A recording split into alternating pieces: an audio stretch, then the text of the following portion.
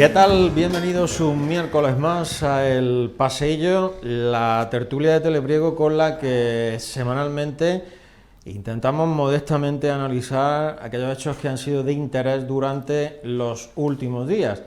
Seguimos con nuestro equipo de contertulios. ¿Para qué cambiar? Le pese a quien le pese, como diría alguno. Y pasamos a presentarlo. Rafael Vila, muy buenas tardes. Buenas tardes. Paquito Serrano, muy buenas tardes. No, si alguien quiere venir, que venga, si esto es un sitio libre. Pues las puertas están abiertas, ¿eh? Lo que no pretende es cobrar, ¿eh? Que aquí no se cobra, ¿eh? Bueno, el sueldo, cállate. Lo digo a los contertulios, ¿eh? Sí. Así trabajáis, sois profesionales. Juan Carlos Pérez Cabello. Juan Carlos, buenas tardes. Buenas tardes. Bueno, pues vamos a empezar hoy un poco en plan jocoso, porque durante los últimos días el frenesí informativo ha sido espectacular, sobre todo a nivel nacional, que no nos daba tiempo a seguir informaciones de un lado, informaciones de otro, comparecencias del presidente, qué dice el uno, qué dice el otro, a qué hora van a salir los indultados, pero bueno, de eso luego hablaremos después. Vamos a centrarnos en uno de esos días que el sector oleícola de la comarca espera como agua de mayo, aunque se celebren los premios en junio, y permítanme el juego de palabras. La denominación de origen protegida Priego de Córdoba está empezando ya a celebrar su 25 aniversario, nada más y nada menos que 25 años, y el primero de estos actos conmemorativos pues fue la entrega de los premios a la calidad de los aceites de oliva virgen extra con denominación de origen protegida Priego de Córdoba, que tenía lugar el pasado viernes en Carnicerías Reales. El acto lo estábamos recordando antes de empezar a grabar. Ese acto era en anteriores ediciones todo un evento social de nuestra localidad, pero por aquello de la pandemia pues se vio reducido prácticamente a la mínima esencia.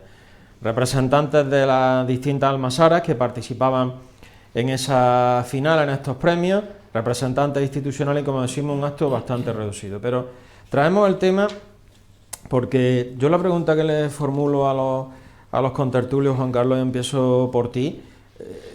¿Tú qué crees que ha aportado la denominación de origen para el sector en la comarca y sobre todo 25 años después de?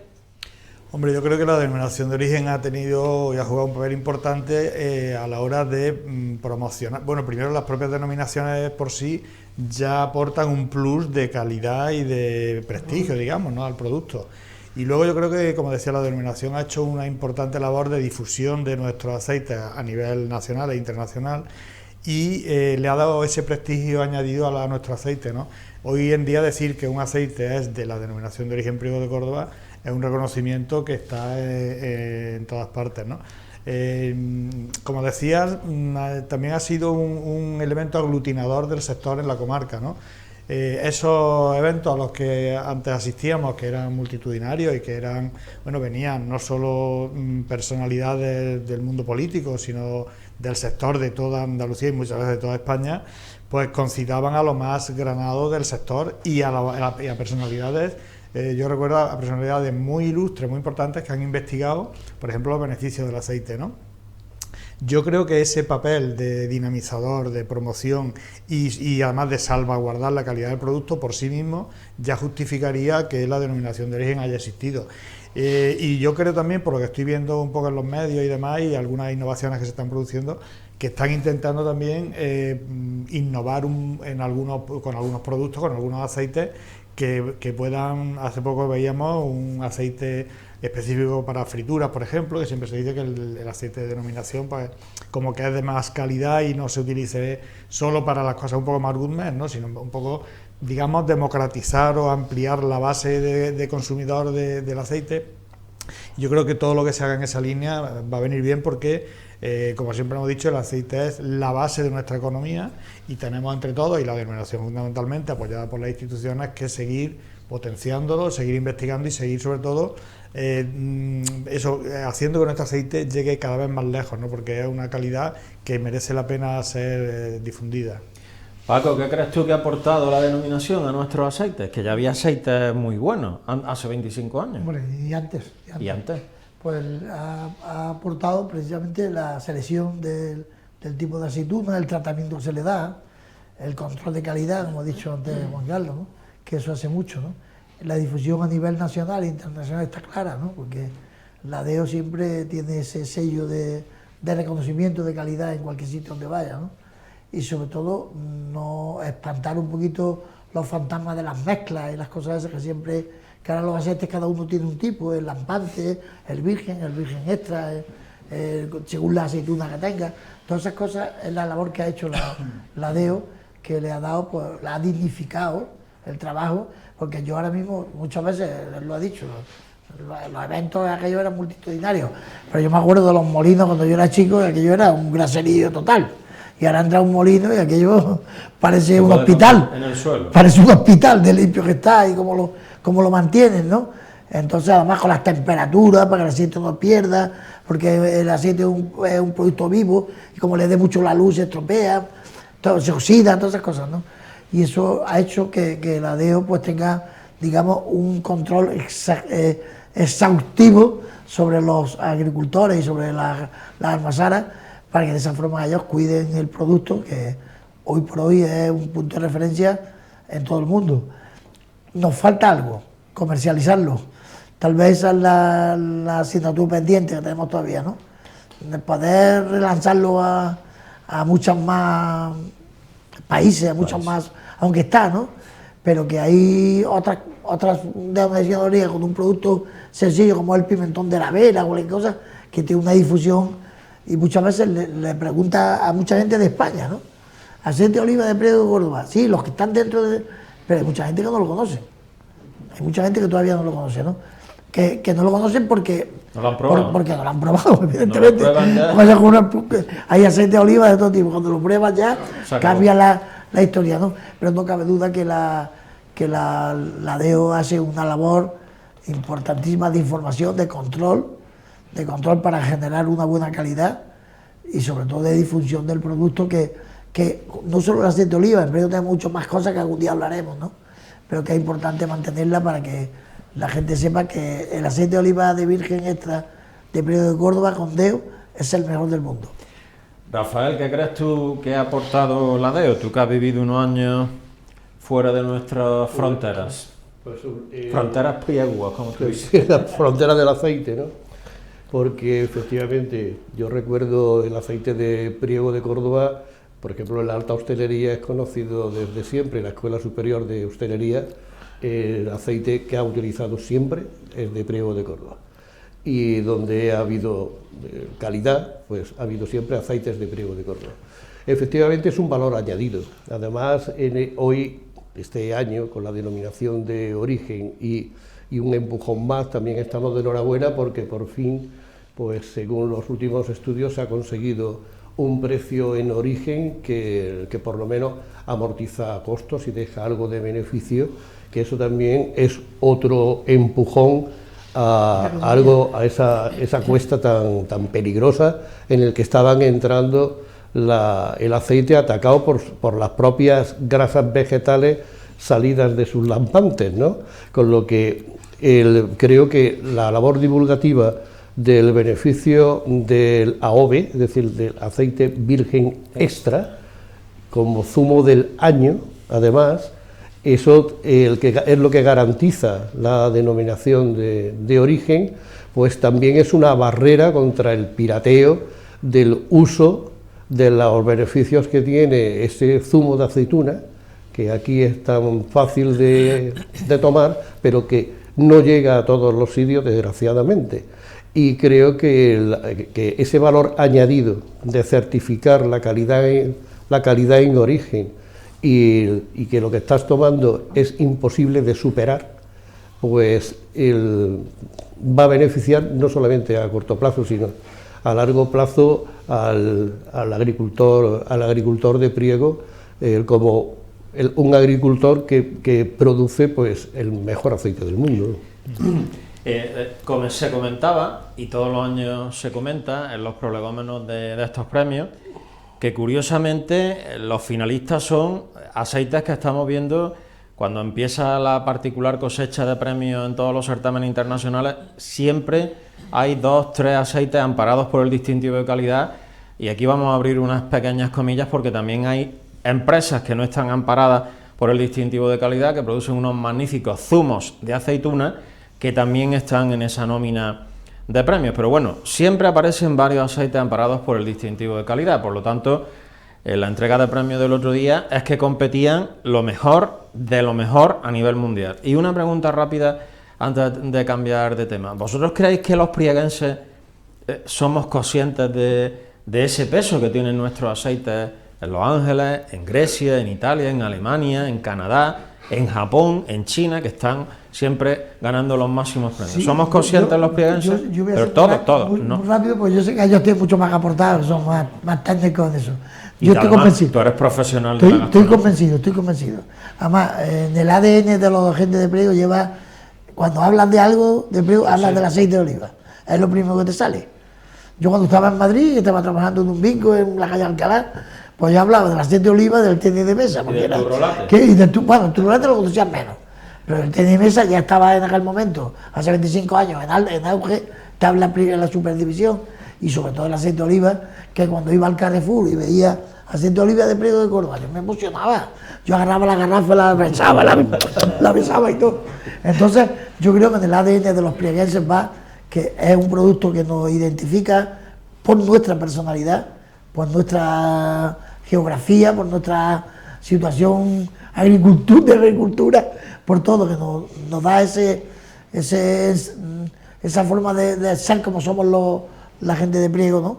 Priego, Carcabuey y toda la dimensión de Priego. La comarca. La comarca, evidentemente, no quiero yo Sí, centralizar Paco, todo en Priego. sí.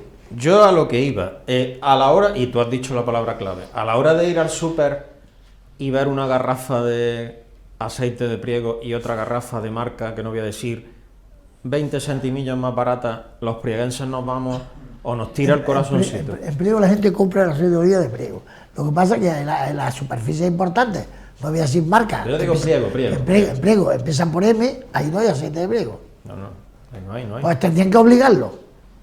Ya tienen unos beneficios en nuestro pueblo, ponga aceite de Priego. Consigue un acuerdo con cualquier almazara que te lo envase, porque, por ejemplo, la almazara de Muela envasa aceite para muchas marcas de España. Y tiene varias marcas amparadas por la denominación de origen. Entonces, que comercializa. intenta solucionar ese problema y darle a Priego el gusto, ya que tú te estás beneficiando de la clientela, de los dineros que vienen en Priego en tu negocio, y lo puedo decir con nombre, Mercadona, no tengo yo ningún miedo, que pongan aceite de Priego, que no lo traigan de Antequera ni de muchas veces de Lérida, yo no sé dónde será, pero es un aceite que no, yo no compro aceite ahí, evidentemente.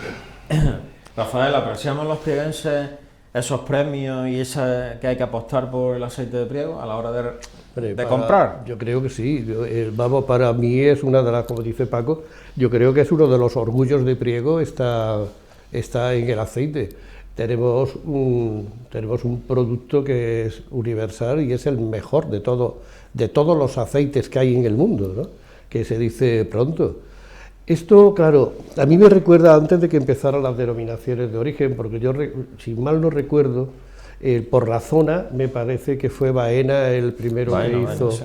Las denominaciones de origen, yo por la zona en la que he estado trabajando y a través de las agencias de publicidad en las que he trabajado, me he dedicado más, sin que sea un producto que de gusto porque no me apetece, que es el vino. Y yo siempre he visto cómo funcionó Rioja, no Rueda, que ya tenía su marca o otras denominaciones de origen, ¿no? Pero en el caso, por ejemplo, de la Ribera del Duero, hay que darse cuenta que es la uva más barata, que es la Tempranillo, la Apretá, la española, es la uva más barata, y cómo es posible que del tirón de Vega Sicilia, pues que estuvo mucho tiempo, que no, ya ves tú, que no entró en la denominación de origen de Rioja, ¿no? Bueno, están ahí, pero ya se sabe que es un Ribera, ¿no? Entonces, hay que pensar luego cómo cambió totalmente el viñedo, cómo cambió la renta agraria de la Ribera del Duero y cómo ha cambiado en sí la economía de una región. A partir de la denominación de origen, los agricultores empezaron a plantearse la viña de otra forma, pero también el precio. Cuando en Castilla-La Mancha el vino, que se utiliza fundamentalmente para alcohol, y por suerte no se podría beber whisky escocés si no fuera por el vino que se saca de la Mancha que sale de Tomelloso, ¿eh? Pero bueno, que el agricultor cobraba, recuerdo en aquella época, 32 pesetas el kilo de uva puesto envasado y en el carril para el que lo recogiera. El agricultor de Ribera de Duero estaba cobrando las 35 en cepa. Es decir, imagínate la diferencia que supone esto para una renta agraria. Viene esto que las denominaciones de origen no solamente dan prestigio, sino que se tienen que tener un buen soporte. Y yo creo que la de Priego lo tiene. A partir de ahí, como tú dices, el ver, por ejemplo, el almazara Pago, porque a mí, que yo recuerdo, por ejemplo, haber visto la de nuestro añorado Kiko. Nolif. Claro, eso es entrar en un pago. Eso es entrar en un pago y ver la tecnología. Esto de que, ¿qué ocurre con el aceite? Que se oxida, pues aquí no se va a oxidar porque cada vez que sale un litro de aceite entra un litro de nitrógeno. Es decir, ¿cómo miman? Pero esto pasa también en otras almazaras. La Purísima, la cooperativa de Priego, tiene unos caldos magníficos. Es decir, es que vayas donde vayas, te das cuenta de esos molinos, y yo en la calle Montenegro tenía dos, el de Chivendi y el de los Cantareros, enfrente, ¿no? Tú tenías el de Mateo Muela, Mateo Muela estaba frente a tu abuelo. Bueno, esto entonces, y luego estaba el de Chivendi, que era en la Placiduela. En la Placiduela. De Ortiz Sánchez Callete, ¿me acuerdo? ¿No? Estaba la de Placiduela. Era el molino ese. Pero que yo me he criado en la parte de las almazaras y benditas candelarias donde íbamos con los ganchos a ver si podíamos tirar de alguna estera para... Y el olor al perchín que había durante... Bueno, y el olor que en la calle Cuartel, ¿no? Pero que quiero decirte con esto que ¿por qué la gente de Priego, cuando el tema de la colza no caímos ninguno? Porque nosotros hemos olido el aceite desde que nacimos, claro. No te podían colocar un lampante como aceite, ¿no? Entonces... Y con polvo verde, para que pareciera claro, verde. Eso es nuestro... oler aceite, cuando venías a Priego y empezaba ya desde marzo el olor del aceite, pues impregnarte en él, te estaba impregnando de zumo, de fruta, ¿no? Mi padre ha trabajado toda la vida en una almazara, con Muela, con Candil, en la Unión, que se llamaba la Unión, donde estaba Muela antiguamente. Y a mi padre, cuando llegaban las cosechas del aceite, don Pedro Candil, que era uno de los dueños, con don Francisco Candil, como él era un empleado de la oficina, pues venía un hombre, se llamaba Manolón, que me acuerdo yo, que llevaba un carro moto, que el hombre ya murió y todo, ¿no? Y traía un bidón de aceite, el típico bidón. Un bidón de aceite, no sé si tendría 100 litros o lo que sea, un bidón de esos grandes. Iba por arroba. Y lo metía en la despensa de mi cocina. Sí, y mi madre te lavaba de aceite para todo el año. Para todo el año. Y aquello entraba a la alacena y olía aceite de oliva, ese aceite verde, impresionante. Una anécdota de la influencia, ya no solamente en la vida que tenemos la gente de Priego con respecto al aceite, que es nuestra savia, ¿no? Por lo tanto, todo lo que pueda arropar, todo lo que sea, que no solamente perviva, sino que perviva en lo más alto del prestigio, esto beneficia de alguna forma no solamente a los que están en el sector económico del aceite o los que están alrededor, sino incluso a la gente que ama a Priego por sí mismo, ¿no? Y yo recuerdo, hablando de esto, que me acaba de... Mi padre, cuando le ofrece el hermano mayor del Nazareno en ese momento, que era don José Luis Gámez Valverde, le ofrece, junto con el de la columna, que no recuerdo, era un Linares, pero no recuerdo su nombre, en unos conciertos del Recreo Castilla, la posibilidad de irse de Sacristán a San Francisco, una de las cosas que le convencen es: vas a tener casa, luz y agua por cuenta de las hermandades y una arroba de aceite al año. Eso mi padre siempre lo decía. Le decía, bueno, es que era parte de la... era como un salario, de nuestra forma de pago. Juan Carlos, miramos los prieguenses, apreciamos esos premios a la hora de hacer la compra y decir, vamos a apostar por nuestra denominación de origen, o nos cuesta eso del dinerito? Yo creo que sí, esa cultura de la que ellos hablan la tenemos todos, ¿no? Esos olores que están en nuestra memoria olfativa están ahí y en nuestra memoria gustativa, ¿no? De todas formas, yo creo que los lineales, como dicen los expertos en marketing, están haciendo mucho daño también al aceite, porque claro, cuando las personas van a comprar aceite, en los lineales se utiliza mucho el aceite como señuelo, ¿no? Como bajan los precios, aceite de más baja calidad, pero a menos precio, para que la gente lo compre y tal. Eso pasa. En Priego quizá pasa menos porque mucha gente tiene su aceite, lo compra directamente en la cooperativa o en la almazara, entonces digamos que lo compensamos, ¿no? Pero yo creo que es para que estemos orgullosos, yo creo que lo valoramos, y sobre todo yo creo que es para que estemos orgullosos del trabajo que hacen los agricultores. Yo siempre que he ido a los premios del aceite, siempre he escuchado lo mismo, y además creo que tienen razón cuando ha hablado el presidente de la Denominación de Origen o las autoridades, y yo mismo lo he dicho, que el trabajo tan importante que hacen los agricultores en nuestra comarca, ¿no? Porque al final ese es un producto, el aceite, que es fruto de un trabajo bien hecho y de unas instalaciones modélicas, evidentemente, y también, y lo tengo que decir, de unas condiciones climatológicas y de suelo que se dan en nuestra comarca y que no se dan en otros sitios, porque las variedades de aceite que hay en Priego, en nuestra comarca, son fruto de eso, de un suelo específico y de una climatología específica. Entonces, claro, cuando tú dices, bueno, es que en Jaén hay mucho olivo y mucho aceite, sí, pero la calidad, ese picual, ese picudo y esa hojiblanca, esas mezclas que hacen los maestros del aceite, no es la porteña. No es. Entonces ahí está la diferencia, y yo eso sí creo que los prieguenses y los ciudadanos de nuestra comarca tendríamos que valorarlo más, todavía más, y a la hora de comprar, saber qué compramos y dónde compramos, y tenemos que ir a comprar al origen, que es a las almazaras y a las cooperativas de nuestra comarca, porque ahí tiene la garantía de que el aceite que compres sí o sí es el mejor, ¿no? Yo creo que eso sí que... Pues eso debería ser el reto. Francisco Serrano todos los años en su intervención, ¿qué pasé yo, que no es, bueno, serán parientes, es el mantra que repite sin cesar. Primero, hay que dar a conocer el aceite, las campañas que hacen siempre en la comarca, y luego la apuesta por la calidad. Comentaba antes Paco que 25 años dan para mucho, de esos olores y de esa suciedad que caracterizaba la almazara. Hemos jugado de niños en muchas de ellas, a que ahora entra en una almazara y es un hospital, es aséptico por completo. Eso ha sido trabajo también de la denominación, la limpieza de las maquinarias, la selección del fruto, cuidan las aceitunas que parecen, vamos, frutos, sí, oro total. Y la verdad que eso es un trabajo que ojalá dentro de otros 25 años, pues la denominación de origen protegida Priego de Córdoba siga siendo ese baluarte y esa defensa de uno de los sectores más importantes de nuestra economía. Bueno, pues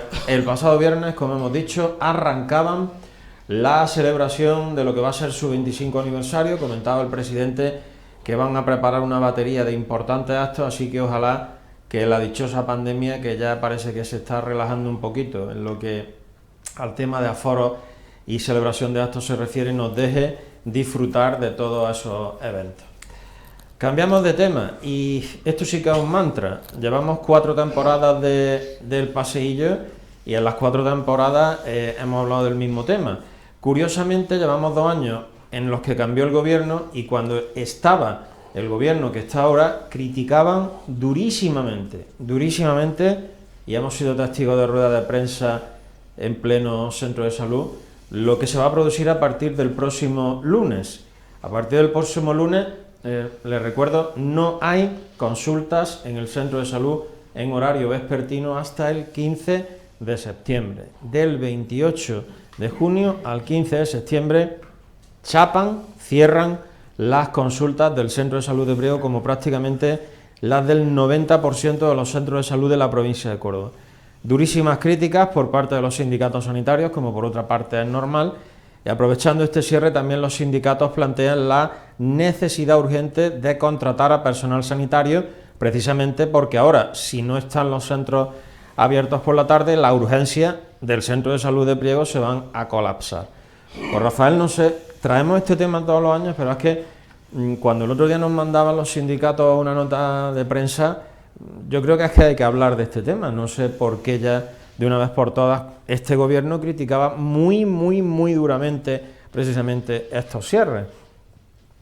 Claro, es que es criticable, pero obras son amores y no buenas razones. Es muy fácil cuando se está en la oposición el charlotear, ¿no? Y otra cosa es hacer política. Hace mucho tiempo a mí un hombre muy sabio que conocí dentro de la política me dijo que política es adjuntar a una propuesta una memoria económica. Y la memoria económica, como sabes, lleva el debe y el haber, es decir, dónde sacamos el dinero y cómo tenemos que gastarlo. Porque si no se queda un ensayo filosófico. Y claro, aquí filosofar, eso sabemos todos, ¿no? La planificación del funcionariado español, no solamente en el sector sanitario, los servicios públicos españoles, uno de los problemas más graves que se está avisando desde hace muchísimo tiempo es el envejecimiento de la población que está trabajando por oposición en el sector de servicios del Estado español. Maestros, médicos, hasta funcionarios, hasta la Guardia Civil. Es decir, primero, los servicios que da el Estado son muy especializados, es decir, no vale cualquiera para poder hacer todo, con lo que tampoco se puede coger, por ejemplo, pues que te digo yo, a un equipo de forenses y prepararlo en un cursillo de 3 días para cubrir una plaza. Eso no se puede hacer. Pues imagínate la medicina. ¿Qué es lo que ocurre? De que todos van adjuntando una memoria económica falsa, que es decir, nosotros os ofrecemos que no hace falta ingresos para dar los mejores servicios que ese que está allí, ¿no? Y eso se ha demostrado que es mentira. Es decir, es mentira absolutamente. Es la mentira más gorda que se le puede decir a la gente, es que eso de que antes no se pagaban impuestos, cosas así, ¿no? Es decir, que es que venían los americanos y pagaban al ejército español, y pagaban a la marina, y pagaban los barcos, y vamos, que eso era algo que nos regalaban los países extranjeros, ¿no? Nosotros tenemos que pagarnos nuestros servicios. Y lo que me parece una frivolidad es jugar a una mala política con estas cosas que son cosas de comer, y nunca mejor dicho. En los servicios sanitarios puede ser que en algunas poblaciones bajen, pero eso estadísticamente ya lo sabrán, pero incluso ahora que hay menos movilidad o que las personas cogen vacaciones durante todo el año y no hay aglomeraciones constantes, como pasaba con los agostos de hace unos cuantos años, se sabe qué tipo de población además más envejecida y qué necesidades se van a tener. Y eso te lo dice una máquina. Es decir, eso no hace falta ser un ingeniero en estadística, ¿eh? Eso te lo dice hoy día una máquina. Bueno, pues no prever eso en la sanidad es un crimen, así directamente, porque habrá mucha gente que al no estar bien atendidos por los servicios sanitarios puedan sufrir incluso la muerte. Con respecto a las presiones que se hacen, esto es vasos comunicantes. Tú quitas consultas, filtros en la primaria, de atención primaria, y se las echas a urgencia. Pero estamos quejándonos también de que el servicio de urgencia está saturado. Bueno, pues uno de los problemas que va a haber ahora en los servicios de urgencia es que no va a haber casi descanso. Es decir, las vacaciones se las tienen que arreglar entre ellos cubriendo la base de día, con lo que llegamos a personas que estarán sobresaturados de horas de servicio, directamente. Es decir, es muy peligroso. Y me parece de una frivolidad espantosa, y cae un año, y otro año, y otro año, pero bueno, disfruten lo votado. Lo hacían todos los gobiernos, el actual y el anterior, durante muchos veranos. Paco. Es lamentable eso, lamentable que no le den una solución. Es servicio público. ¿Os imagináis que cortar las carreteras? Porque no, ahora no las podemos cuidar, y ahora cortamos la carretera y tiene que tirar por un carril. Porque eso es de obligado cumplimiento. Y cualquier gobierno, en este caso el municipal de Priego, tendría que hacer una demanda, porque eso no depende de ellos tampoco. Depende de la Junta de Andalucía y del señor Aguirre, que ha sido médico y médico en Carcagona. Y sabe la situación que tenemos en la asistencia primaria. Ahí miles de médicos que están en la bolsa, miles de enfermeros, miles de personas que están dispuestos a trabajar. Pues no cerremos por las tardes, reduce un poquito el servicio, con menos servicio, pero claro, y para eso hay que gastar dinero. Pues le quitamos 4 asesores al señor Aguirre, que a lo mejor tiene 8 asesores. Con esos 8 asesores puede contratar un médico aquí, otro allí, otro allí. Pero por ejemplo, cuando estaba el anterior gobierno... Era lo mismo. También se le Era lo quitaba mismo. Eso. Era lo mismo. Hacía lo mismo. Estoy hablando por lo que estos han sido los que han protestado. Había que darle una solución. Porque la asistencia primaria en salud es primordial. Hay muchas personas mayores que a lo mejor se ponen malos por la tarde, le sube la fiebre, le da cualquier... Y es más, estamos todavía en la cola de la pandemia. Exactamente. Es que es una frivolidad cerrar el servicio ese. Estamos empezando a coger la normalidad. Yo lo sé porque cuando pasa eso en Priego, pasa en Cabra, o lo hacen en Montilla, o lo hacen, que lo harán en todos los pueblos más importantes, Si están todos cerrados. se satura Cabra. Sí. Porque mi mujer trabaja allí y dice, las urgencias están para morir. Porque llega la gente a la vez con un dolor de muela, con cualquier cosa, porque ya no saben a dónde ir. Y se saturan, ¿no? Entonces yo creo que eso se lo tienen que hacérselo mirar ellos, sobre todo si tú lo has dicho en la oposición, intenta cambiarlo, que eso dignifica la política. Eso es hacer política justa. Si tú lo has dicho, y si no puedes, di, mira, esto se lo he reclamado a la Junta de Andalucía, al consejero de Sanidad, y no me lo da porque no puede. Pero yo lo he impedido, mira, aquí están los papeles, que lo he pedido. Pero ¿cómo va a decir eso para dejar mal a sus compañeros? Y cuando estaban los otros, porque estaban los otros. Y cuando venga el otro, porque estaba el otro. La cuestión es que seguramente pues tendremos que poner una clínica privada o algo de eso, ¿no? Para poder atender a todas las criaturas que hay en Priego, que se van a ver durante todo el verano, sin la necesidad de ir a ver a su médico, sin que los atiendan con dignidad, en una urgencia donde van a estar saturadas. Yo estoy alucinado. Juan Carlos, otro verano con el centro de salud cerrado por la tarde y recuperándonos de la pandemia. Esto viene ya De sobremojado. Eso te ha pasado hasta a ti. Sí, la verdad es que viene y aquí hemos estado con gobiernos anteriormente del Partido Socialista, era del Partido Popular y siguen igual, ¿no? Yo creo que es un tema claramente de ahorro, es decir, ahorran en lo que no se debería ahorrar. Yo siempre hablo de potenciar lo público, la sanidad, la educación, todo lo que sea público, y sin embargo ahí es donde siempre se recorta lo primero, ¿no? Recordemos que cuando hay crisis siempre el primer argumento es recortar a los funcionarios, recortar en lo público, siempre, ¿no? Yo creo que deberían replanteárselo, porque realmente... Primero, estamos en una situación este año diferente, igual que estábamos el año pasado, pero ahora incluso, si me apura, casi con la expectativa de que todo va a ir mejor, pero que todavía hay riesgo de, ¿no? Entonces deberían haber mirado eso. Las variantes que están saliendo. Entonces, y luego también por cómo se saturan los servicios de urgencias, ¿no? Ese es un tema que también aquí hemos hablado muchas veces, cómo está el servicio de urgencias del centro de salud, es decir, que está infradotado claramente, pero desde siempre, y si a eso ahora añades que se cierra el centro de salud por la tarde y que se saturan estas urgencias, que van a ir al hospital. Esto es una cadena que... Entonces, yo recuerdo que siempre hemos protestado por esto, siempre lo hemos dicho, al final nunca se ha conseguido nada, porque es una decisión política de quien decide esto, que es en este caso el consejero de salud, supongo que presionado por el consejero de Economía y Hacienda, que le dice, mire usted, no hay dinero para esto, me imagino, porque si no, no se entiende que se recorte.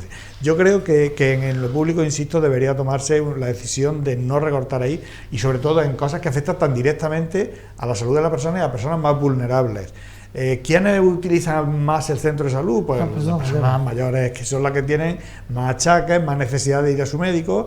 Entonces, y luego por otra parte está el tema del empleo. O sea, es decir, si hay cantidad de profesionales del sector sanitario que están en paro, vamos a contratarlos en verano y cubrimos un espectro de población importante con una atención correcta, y a la vez estamos aliviando a esas personas en esa situación de paro, ¿no? Pero yo creo que estas decisiones, yo ya no critico a ningún partido, porque todos lo han hecho. Yo critico ya a quien las toma ya. El propio sistema sí, y ya se ha convertido en una norma, ¿no? Ya llega el verano y hay que cerrar los centros de salud. Pues mira, no, yo creo que ese no es el camino. Yo veo que las personas mayores, que son las que acuden a su médico por la tarde, muchas veces es efecto placebo, ¿no? ellos por ir allí y escuchar al médico y decirle, venga, no te preocupes, sigue con las pastillas que te van...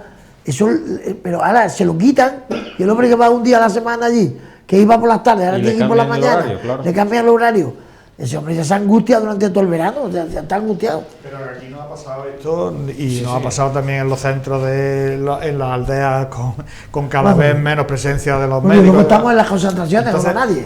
y- No va a la hora de seguir, no va nadie. y luego, exactamente, y luego llega el momento de reivindicar y no reivindicamos. Y esto no se nos puede olvidar que lo público se defiende así, se defiende luchando por lo público. Protestando. Claro, sí. Hombre, no debería.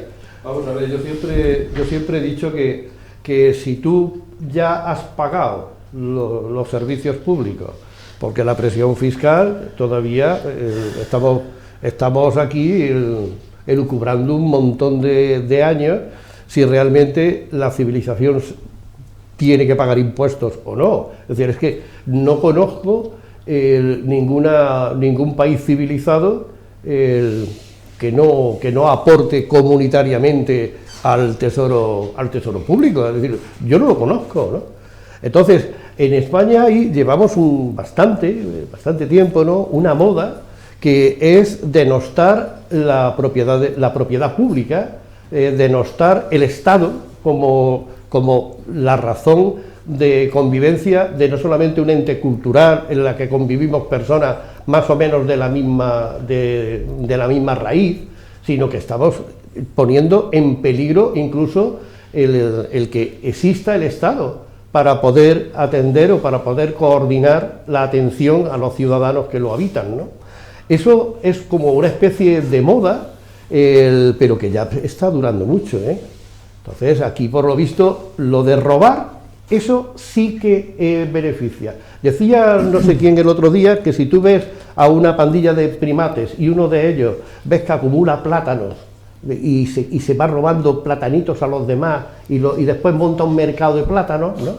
Pues entonces el veterinario y el antropólogo y tal, pues estudia ese bicho como un bicho nefasto. Y sin embargo nosotros lo sacamos en la portada de la revista Fosber, ¿no? O sea, exactamente al mismo primate. Es decir, es que hay veces... Porque es una persona innovadora. Eso es, ¿no? Es el ciclo. el más ladrón de todos, ¿no? El más ladrón de todos en vez del más virtuoso de todos. Bueno, quizás sea nuestro ADN, pero luego cuesta esto. Es decir, si realmente se dice, no, es que yo lo que te ofrezco es unas posibilidades, a través de la política, unas posibilidades virtuosas, es decir, para que puedas vivir tranquilo y no pendiente de quién me va a atracar hoy, porque yo te garantizo que la Guardia Civil pasa por el carril, ¿no? Entonces, si yo vivo en ese estado de seguridad, yo vivo más feliz. Ahora, si tú me dices, usted tiene fusil, bueno, tengo el último modelo, y usted tiene, pues a mí no me interesa vivir en ese estado. Con esto pasa, yo creo además que eso que se vaya repitiendo cada año y que tú nos lo decías al principio, que hablamos cada año, ya llega un momento que ya casi que, bueno, ya va a llegar el verano, ya sabemos que van a hacer de algo hay que morir. O sea, ya como que nos da igual, ¿no? Hoy estamos hablando de eso, seguramente si seguimos aquí o no, las costumbres pasará igual. Se hacen leyes. Y eso ya se ha convertido en una norma. Y yo no he escuchado a nadie que proteste, que levante la boca y diga, esto es una injusticia. No. Lo estamos hablando nosotros, pero ya está. Sí, lo van a escuchar, se van a reconocer nuestra crítica, pero no van a hacer nada. Se terminará institucionalizando el Día Internacional de No hay médico por la tarde, con sus banderas. Bueno, sí, no hablamos hoy no hablamos de banderas. Bueno, ténganlo en cuenta los que tengan cita con su médico a partir del por la tarde, a partir del 28 de junio, ya saben que no pueden solicitar cita porque en el caso de Priego, como en el 90% de los centros de salud de la provincia y el 90 y muchos % en toda Andalucía, los centros de salud están cerrados, así que tengan en cuenta eso. Vamos a hacer una pequeña pausa publicitaria y enseguida seguiremos aquí en nuestro pasillo.